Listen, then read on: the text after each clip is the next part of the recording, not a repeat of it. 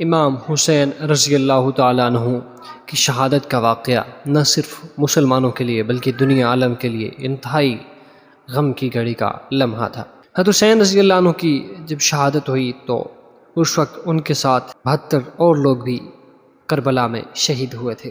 ان کی شہادت کے بعد ان کے ساتھ ان کی لاش کے ساتھ کیا کیا گیا مزید ذکر کرتے چلیں۔ خولید بن یزید اور حمید بن مسلم ان حضرات کے سر کو لے کر کوفہ روانہ ہوئے، ابن زیاد کے سامنے پیش کیے۔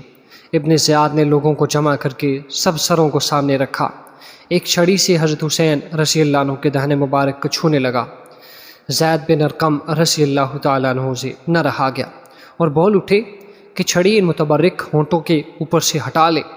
قسم ہے اس ذات کی کہ جس کے سوا کوئی معبود نہیں، میں نے رسول اللہ صلی اللہ علیہ وسلم کو دیکھا ہے کہ ان ہونٹوں کو بوسہ دیتے تھے۔ یہ کہہ کر رو پڑے۔ ابن زیاد نے کہا کہ اگر تم سن رسیدہ بوڑھے نہ ہوتے تو میں تمہیں اور تمہاری گردن مار دیتا، اڑا دیتا۔ زید بن ارقم رضی اللہ عنہ یہ کہتے ہوئے باہر آ گئے کہ اے قوم عرب، تم نے سیدۃ النساء فاطمہ کے بیٹے کو قتل کر دیا، مرجانہ کے بیٹے کو اپنا امیر بنا لیا۔ وہ تمہارے اچھے لوگوں کو قتل کرے گا اور شریروں کو غلام بنائے گا۔ تمہیں کیا ہوا ہے؟ اس ذلت پر راضی ہو گئے ہو؟ عمر بن سعد 2 روز کے بعد بقیہ اہل بیت حضرت حسین رضی اللہ عنہ کے بیٹوں اور بہنوں اور بچوں کو ساتھ لے کر کوفہ کے لیے نکلے۔ حضرت حسین رضی اللہ عنہ اور ان کے اصحاب کی لاشیں پڑی ہوئی تھی۔ عورتیں بچوں کے سامنے یہ منظر آیا تو کوہرام مچ گیا، گویا زمین و آسمان رونے لگے۔ عمر بن سعد نے ان سب اہل بیت کو ابن زیاد کے سامنے پیش کیا۔ حضرت حسین رضی اللہ عنہ کی ہمشیرہ زینب رضی اللہ تعالیٰ عنہ بہت میلے اور خراب کپڑے پہن کر پہنچی اور ان کی باندیاں ان کے ارد گرد تھیں اور ایک طرف جا کر خاموش بیٹھ گئیں۔ ابن زیاد نے پوچھا یہ علیحدہ بیٹھنے والی کون ہے؟ زینب رضی اللہ تعالیٰ عنہ نے جواب نہ دیا۔ کئی مرتبہ اسی طرح دریافت کیا مگر زینب رضی اللہ تعالیٰ عنہ خاموش رہیں۔ جب کسی لونڈی نے کہا کہ زینب بنت فاطمہ ہیں، ابن زیاد بولا شکر ہے اللہ کا جس نے تمہیں رسوا کیا اور قتل کیا، تمہاری بات کو جھوٹا کیا۔ اور اس پر حضرت زینب رضی اللہ تعالیٰ عنہ کڑک کر بولیں شکر ہے اللہ کا جس نے ہمیں محمد مصطفیٰ صلی اللہ علیہ وسلم کے نسب سے شرف بخشا اور قرآن میں ہمارے پاک کرنے کو بیان کیا۔ رسوا وہ ہوتا ہے جو اللہ کی نافرمانی کرے۔ ابن زیاد نے غصہ میں آ کر کہا کہ اللہ نے مجھے تمہارے غیظ سے شفا دی اور تمہارے سرکش کو ہلاک کیا۔ زینب کا دل بھر آیا اور رونے لگی اور کہا کہ تو نے ہمارے سب چھوٹوں بڑوں کو قتل کر دیا، اگر یہی تیری شفا ہے تو شفا سمجھ لے۔ اس کے بعد ابن زیاد علی اصغر کی طرف متوجہ ہوا، ان کا نام پوچھا، بتلایا کہ علی نام ہے۔ اس نے کہا کہ وہ تو قتل کر دیا گیا ہے۔ علی اصغر نے بتلایا کہ وہ میرے بڑے بھائی تھے، ان کا نام بھی علی تھا۔ ابن زیاد نے ان کو بھی قتل کرنے کا ارادہ کیا تو علی اصغر نے کہا کہ میرے بعد ان عورتوں کا کون کفیل ہوگا؟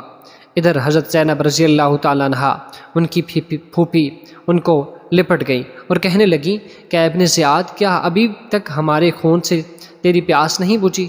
میں تجھے خدا کی قسم دیتا ہوں اگر تو ان کو قتل کرے تو ہم کو بھی ان کے ساتھ قتل کر دے۔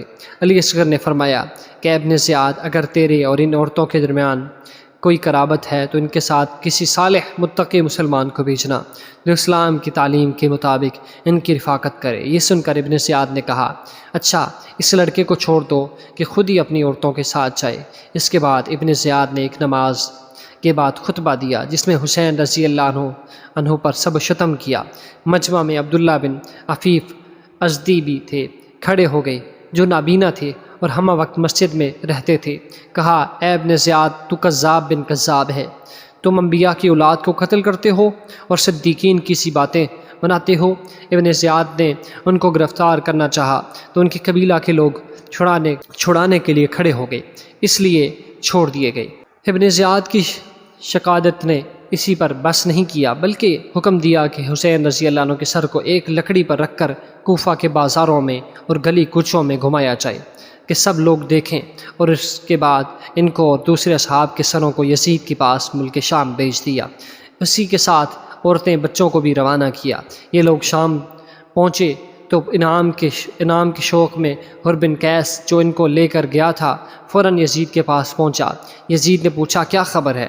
اس نے میدان کربلا کے معرکہ کی تفصیل بتلا کر کہا کہ امیر المؤمنین کو بشارت ہو کہ مکمل فتح حاصل ہوئی، یہ سب مارے گئے اور ان کے سر عورتیں اور بچے حاضر ہیں۔ یہ حال سن کر یزید کی آنکھوں سے آنسو بہنے لگے اور کہا کہ میں تم سے اتنی ہی اطاعت چاہتا تھا کہ بغیر قتل کے گرفتار کر لو۔ اللہ تعالیٰ ابن سمیہ پر لعنت کرے، اس نے ان کو قتل کرا دیا۔ خدا کی قسم اگر میں وہاں ہوتا تو معاف کر دیتا۔ اللہ تعالیٰ حسین پر رحم فرمائے۔ یہ کہا اور اس شخص کو کوئی انعام نہیں دیا۔